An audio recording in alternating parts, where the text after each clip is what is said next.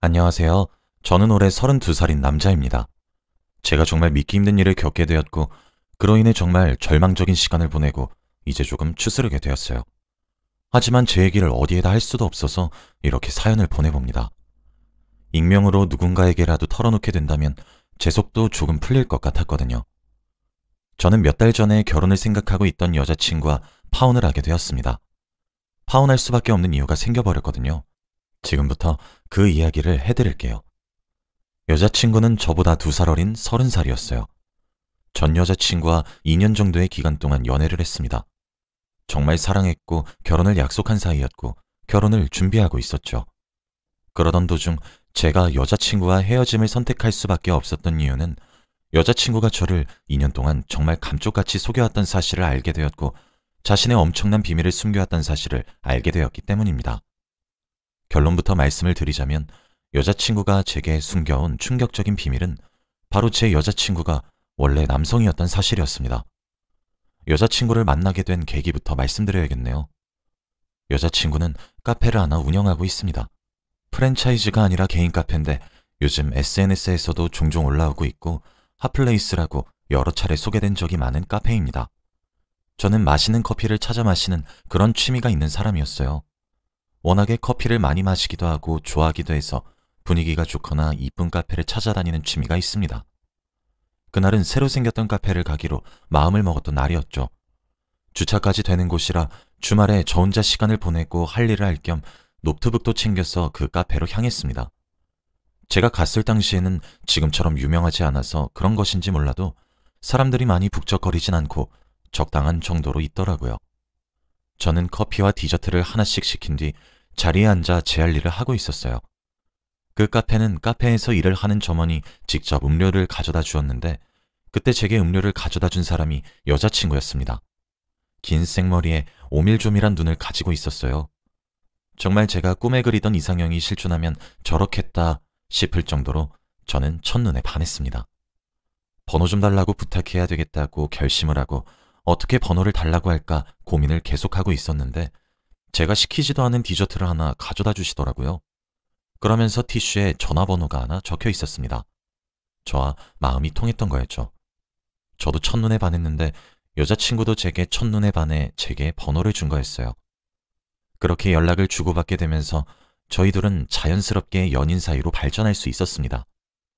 여자친구는 보기 드물 정도로 착하고 상냥한 사람이었습니다. 게다가 키도 컸고 몸매도 늘씬했어요. 여자친구를 사귀면서 수시로 내가 전생에 나라를 구한 걸까? 하는 생각을 수십 수백 차례 했네요. 그 정도로 정말 완벽한 사람이었거든요.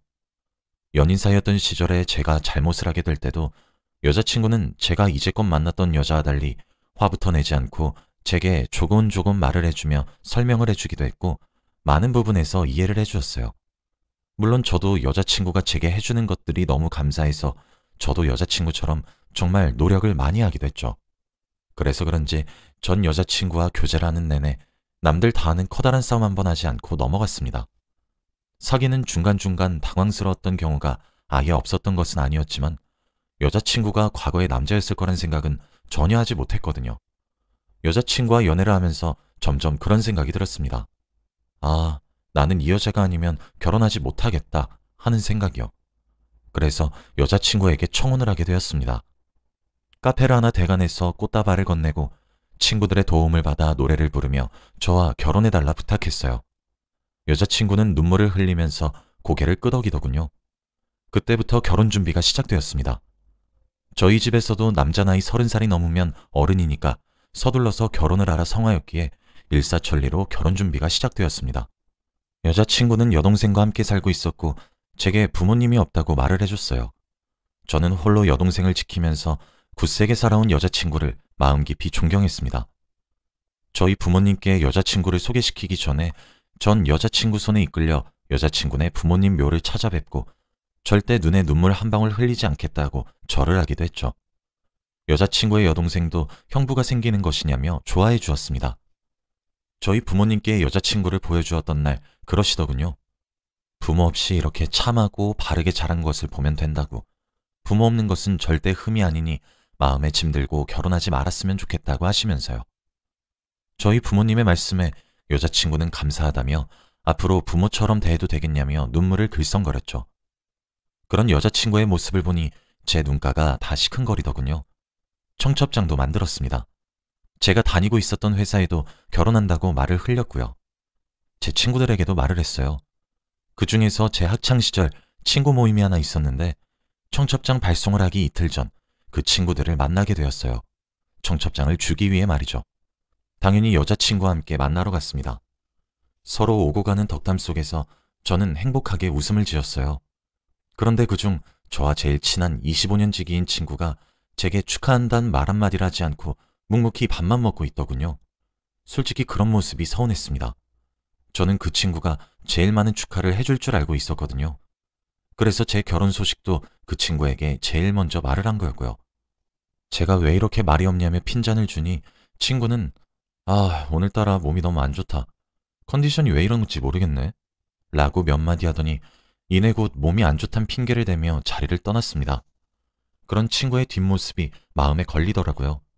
그런데 바로 다음날 그 친구로부터 둘이서만 만나자는 연락이 한 통 왔습니다. 괜히 분위기 잡는 건가 싶으면서 걱정 반 호기심 반으로 친구를 만나러 갔어요. 약속 장소는 조용한 공원이었습니다. 친구에게는 옅은 술 냄새가 나더라고요. 그러고 제게 그러더군요. 야, 현민아, 나 진짜 남들 사랑 싸움에 끼면 안 된다고 생각하는 사람인 거 알지? 나 근데 진짜 너에서 끼어들어야겠다. 너가 진짜 모르는 것 같기도 해서. 나 진짜 큰맘 먹고 말하는 거야. 라며 했던 말을 몇 번씩이나 반복하더라고요. 저는 듣다 짜증이 나서 그냥 좀 말해. 답답해 죽겠다, 야. 라며 짜증을 살짝 냈습니다. 친구는 크게 심호흡을 3번 정도 하고는 제게 폭탄 선언을 하더라고요. 야, 너 지금 결혼하려고 하는 그 사람 남자였던 거 알고 결혼하는 거냐? 라고 말해요. 처음엔 제게 물은 한 문장이 제대로 이해가 되지 않았습니다. 저는 그게 뭔 소리야. 알아듣게 말해. 라고 했죠. 친구의 입에서 나온 진실은 가히 충격이란 2글자로 표현하기조차 모자란 수준이었습니다. 친구는 몇 년 전 직장 동료들과 호기심에 조금 특이한 술집에 간 적이 있다고 했어요. 그때 거기에 등장했던 남성에서 여성으로 성별을 바꾼 사람들 중에서도 제일 예뻐서 인기가 많았었던 사람이 하나 있었는데 그게 바로 제 여자친구라고 하더라고요. 저는 그 얘기를 듣고 바로 주먹을 쥐어서 제 친구의 얼굴에 내리꽂았습니다.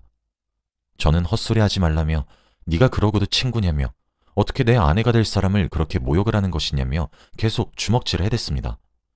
친구는 그런 제 팔을 잡으며 나도 네가 충분히 화내는 거 이해해. 야, 근데 진짜 내가 이런 얘기를 왜 하겠냐? 내가 진짜 이런 이야기를 해서 얻는 게 뭐겠냐고. 일단 진정해봐. 라고 하면서 저를 뜯어말리더군요.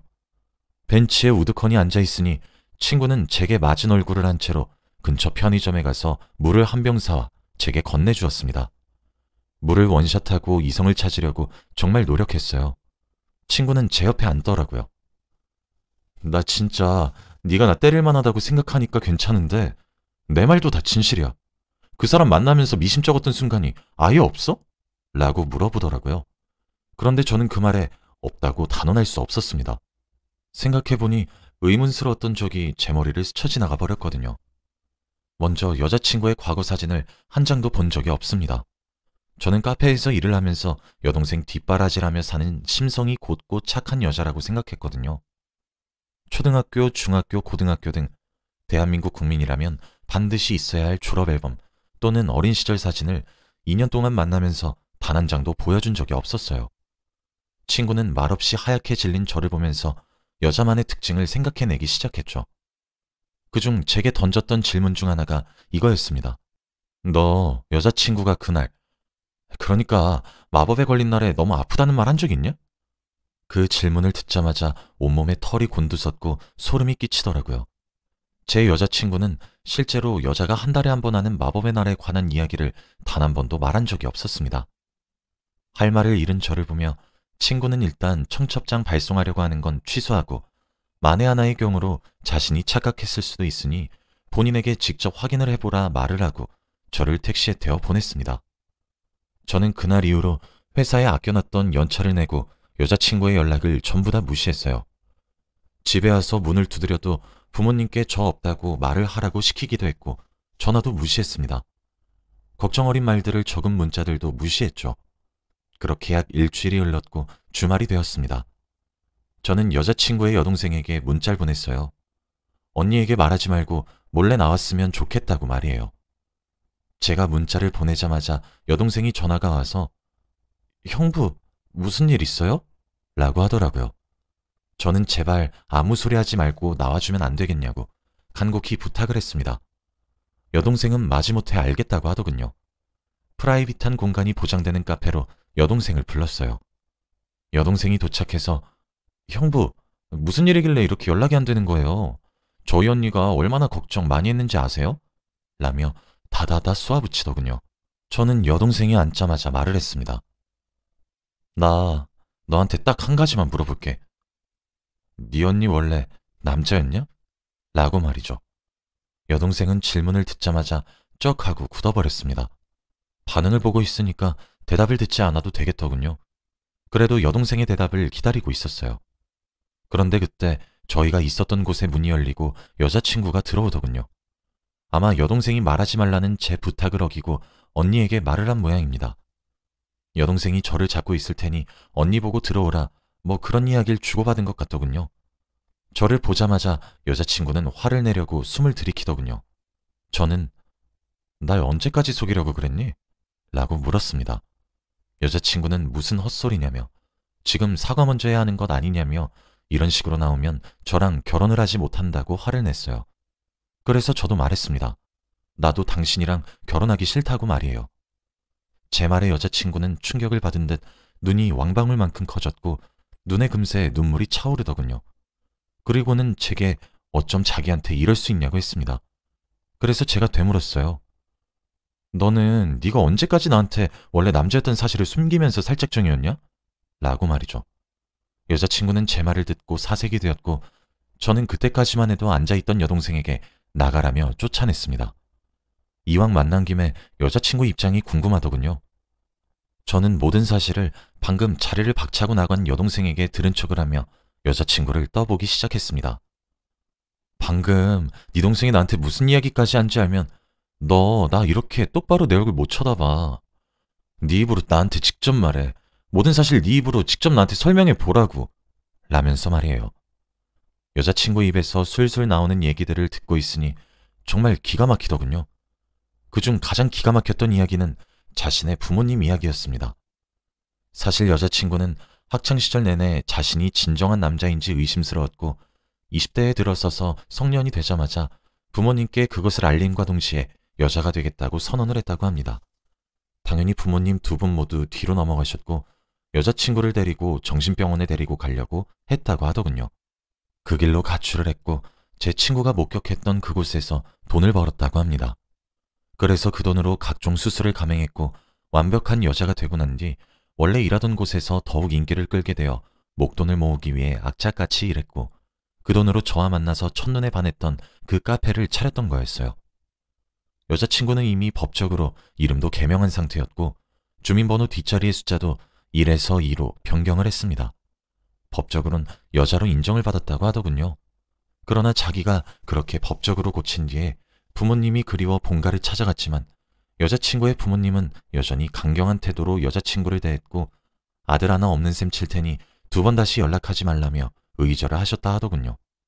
그러나 여동생은 그날 이후 종종 연락을 주고받기 시작했고 여동생만은 그런 오빠였던 자신의 결정을 존중해 자신을 언니로 여겨준 고마운 존재라고 하더군요. 여동생은 고향을 떠나 취업을 해서 서울에서 자취를 해야 했는데 그때를 시작으로 함께 살기 시작한 거라고 합니다. 정말 꿈에도 몰랐어요. 손이 다른 여자들에 비해 조금 큰 편이긴 했지만 손 자체가 얇고 길었습니다. 꼭 피아노를 치는 사람들처럼 말이죠. 그리고 제 여자친구의 키가 170이 조금 넘어서 그 탓이라 여겼습니다. 어깨도 좁았고 발도 255 정도였어요. 피부도 하얗고 다른 여자들에 비해 훨씬 더 예뻤습니다. 허리도 엄청 얇아서 여자 바지 사이즈로 27 정도였습니다. 저는 결혼을 할 정도로 사랑했던 여자라 심심할 때마다 우리는 아이 몇 명이나 낳고 살까? 이런 미래자식 계획, 이런 얘기들도 정말 많이 했었는데 그때마다 여자친구는 아들 하나, 딸 둘, 이렇게 3남매로 낳자며 이름은 뭐랑 뭐로 짓는 것은 어떻냐며 더 나아가는 계획을 세우곤 했었습니다. 그렇게 완벽하고 작정해서 저를 속이는데 제가 어떻게 남자라고 말 같지도 않은 의심을 했겠습니까? 제가 정말 모든 사실을 아는 줄 착각한 여자친구는 그 자리에 무릎을 꿇고 앉아 제게 두 손을 비비면서 빌었어요. 눈물을 펑펑 쏟으면서 말입니다. 와, 정말 제 두 눈으로 그 광경을 보면서도 차마 믿겨지지가 않더군요. 저 솔직히 여동생도 정말 원망스러웠습니다.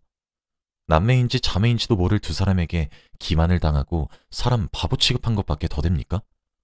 제게 왜 미리 말하지 않았냐고 물었더니 제가 자신을 떠나갈 것 같아서 말을 할 수 없었다고 하더군요. 제가 평소에도 그쪽에 대한 인식이 많이 안 좋긴 합니다. 솔직히 말해서 생판 얼굴도 모르는 남이라면 제할 바 아니지만 저와 관련된 사람들이 그렇다면 혐오스러울 것 같거든요. 그 이야기를 연애 시절에 한번 한 적이 있었어요. 그래서 그때 자신이 원래 남자였던 사실은 숨기고 연애만 하다가 헤어지려 했었는데 그 사이 저를 너무 사랑하게 되었고 결혼까지 하고 싶어서 힘이 닿는 데까지 숨기고 싶었다고 하더군요. 그렇게 무릎을 꿇고 제 바지가랑이를 잡으며 한 번만 용서해달라고 했고 아이는 우리 호적으로 입양을 하면 되는 문제 아니냐고 평생 죄지은 마음으로 살 수 있으니까 제발 본인을 버리지 말라며 오는데 솔직히 가증스럽게 느껴지기도 하더군요. 저는 그냥 자리를 피하는 것이 최선이라 여겼고 자리를 뜨기로 결심했죠. 그곳에 여자친구를 두고 나가면서 결혼은 없던 일로 하자고 했습니다. 물론 모든 위약금은 당신이 책임져야 될 것 같다고도 덧붙였죠. 웨딩 스냅 사진을 찍은 것들도 좋았고 여자친구의 웨딩드레스를 입은 모습을 봤던 것도 정말 행복했었는데 이젠 정말 청첩장만 돌리고 식만 올리면 되었는데 정말 착잡하더군요. 솔직히 정말 화가 나고 소름이 끼칩니다. 여동생도 그 이후 제게 따로 연락을 해서 미안하다고 사과를 하더군요. 이젠 더 이상 그 남매인지 자매인지 모를 그들에게 얽히고 싶지도 않은데 하지만 그런 마음이 드는 만큼 결혼 준비까지 했었을 정도로 정말 많이 사랑했던 사람이었기에 각자 만나기 전처럼 살기로 했습니다. 저는 그 사람을 진심으로 사랑했다고 생각했지만 여자인 그 사람을 사랑한 걸지도 모르겠습니다. 아무리 법적으로 여자로 인정을 받았다고 하더라도 도무지 과거엔 같은 성별을 가졌었던 사람과 결혼을 할 순 없겠더군요. 이런 제가 이기적이라고 비난을 받는다면 할 말이 없네요. 충격이 컸던 탓인지 살도 정말 많이 빠졌고 제 일상을 정상으로 돌리는데 조금 시간이 걸렸습니다. 주위에는 여자친구의 가정사로 인해 결혼을 못하게 되었다고 둘러대고 말았죠. 모든 진실을 아는 25년 친구와는 술을 마시며 고맙다는 인사를 했습니다. 아마 이번 일이 제게 커다란 트라우마로 남을 것 같긴 하네요. 시간이 약이란 말이 있는데 제게도 지나가는 시간들이 약으로 와줬으면 좋겠어요. 긴 글 읽어주셔서 감사합니다.